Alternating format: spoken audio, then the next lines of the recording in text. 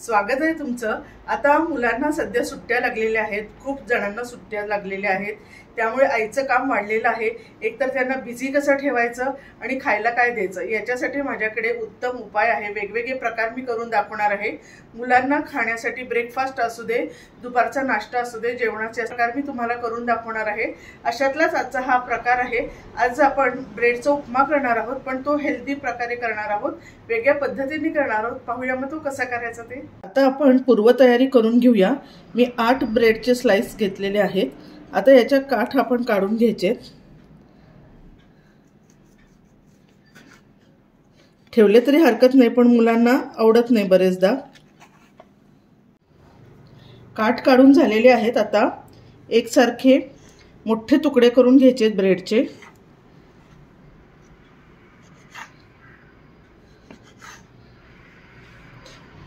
असे एकसारखे ब्रेडचे तुकडे करून घेऊया। हे ब्रेडचे तुकडे झालेले आहेत।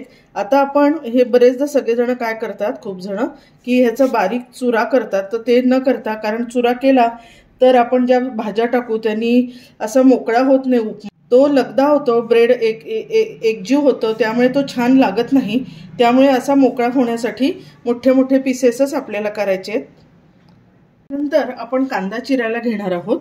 कांदा चिरताना पण बरेच जण काय करतात की अगदी बारीक चिरून घेतात, मग कांद्याला पाणी सुटतं आणि मग परत आपला जो उपमा आहे किंवा आपण जो चिवडा म्हणतात, बरेच त्याला नाव आहेत, तर हे करताना परत तो एकजीव होतो आणि छान होत नाही, मोकळा होत नाही। त्यासाठी असा लांबडा मोठाच कांदा चिरायचा आहे, बारीक चिरायचा नाही। त्यानंतर मी गाजर घेतलेला आहे। गाजराचे सुद्धा मध्यम आकाराचे पीसेस करून घ्यायचे। त्यानंतर आपण 2 हिरव्या मिरच्या घ्यायच्या, थोडी सिमला मिर्च टाकूया आपण। तुमच्याकडे ज्या भाज्या अवेलेबल असतील त्या घ्यायच्या, पण त्या भाज्यांचं त्याला पाणी सुटलं गेलं नाही पाहिजे भरपूर, हे लक्षात ठेवा, कारण नाही तर आपला परत उपमा चांगला होणार नाही। थोडासा फ्लावर घेते, तोही जरा बारीक चिरून घेते। भाज्या चिरून झालेल्या आहेत। एक ट्विस्ट आहे, ते मी तुम्हाला पुढे सांगीन काय करायचं ते। आता थोडंसं तेल घेते, 2 चमचे तेल घेतलेलं आहे। नेहमीप्रमाणे आपल्याला फोडणी करून घ्यायची। सुरुवातीला मोहरी टाकून घ्यायची, मोहरी तडतडते। आता आपण कांदा टाकूया। कांदा होतोच आहे, त्याबरोबरीने आपण गाजर टाकायचं आहे। गाजराला जरा वेळ लागतो, त्यामुळे गाजर आधी टाकून घ्यायचं। थोडीशी सिमला मिर्च आणि फ्लावर, मटार असतील तुमच्या घरी तर तेही छान वाटतात, आता माझ्याकडे नाही आहे।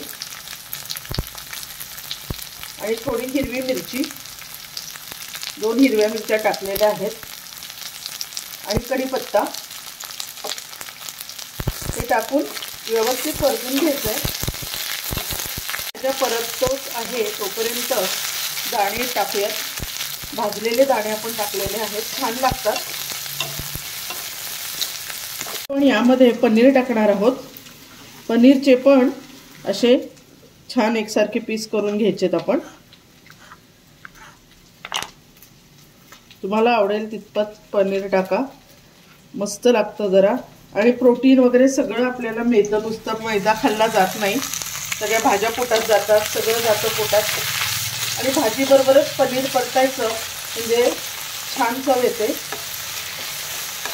पुरतं मीठ घालणार आहोत। लक्षात ठेवा, ब्रेड थोडासा श्रिंक होतो, कमी होतो, त्यामुळे मिठाचं प्रमाण सुद्धा कमीच टाका। झाल्यानंतर थोडीशी साखर टाकलेली आहे, आणि लिंबू हे मी आत्ताच टाकून घेते, म्हणजे कसं पनीरला सगळ्या गोष्टी लागतील आणि पनीर आणि सगळ्या भाज्या आपल्या छान चवदार लागतील एकदम। त्यानंतर हिंग घालायचं आहे, पाव चमचा हळद। आता परतून घेऊ परत एकदा, ही झाकून ठेवूया, म्हणजे आपल्या भाज्या छान शिजल्या जातील। पाहूया, 2 मिनिट झाले होते, जास्त वेळ ठेवायची तशी आवश्यकता नाहीये।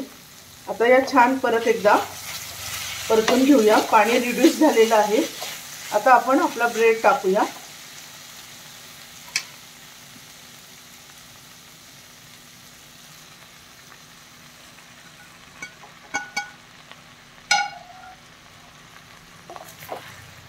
आणि अगदी हलक्या हाताने ब्रेडला परतून घ्यायचंय।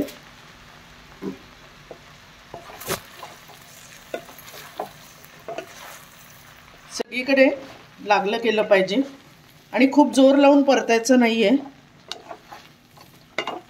परतून झालेला आहे।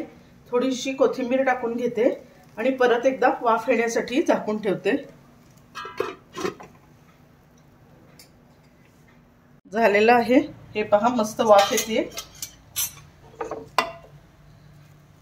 असा मोकळा झाला पाहिजे छान। आता मी गॅस बंद करून घेते आणि खाली काढून घेते।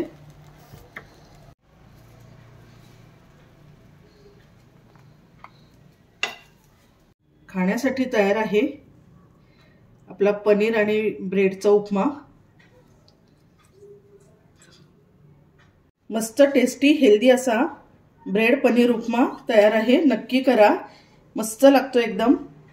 हेल्दी असा ब्रेडचा उपमा आणि पनीर सगळं टाकून आपला उपमा तयार आहे। नक्की नक्की करा, कारण खूप हेल्दी आहे। नुसता ब्रेड किंवा मैदा नाहीये, त्याच्यामध्ये भरपूर भाज्या टाकलेल्या आहेत, पनीर टाकलेलं आहे। मस्त लागतं, चवदार लागतं आणि तुमचा जो दुपारी मुलांना खायला काय करून द्यायचं किंवा ब्रेकफास्टला काय करायचं हा प्रश्न सुटेल। असे छान छान पदार्थ पाहण्यासाठी पाहत रहा हे माझं चॅनल आणि राधा रसोई घर हे माझं चॅनल नक्की नक्की सबस्क्राइब करा। आणि एक सांगायचं आहे, जे माझे नवीन सबस्क्रायबर किंवा आधीचे सबस्क्रायबर आहेत त्यांचे मनापासून धन्यवाद, कारण त्यांनी माझं हे चॅनल सबस्क्राइब केलेलं आहे आणि माझे जे व्हिडिओज हे आवडीने पाहतात त्यांना मनापासून धन्यवाद। असेच माझे व्हिडिओ पाहत रहा आणि जे नवीन आहेत त्यांनी सबस्क्राइब करायला अजिबात विसरू नका। Thank you very much.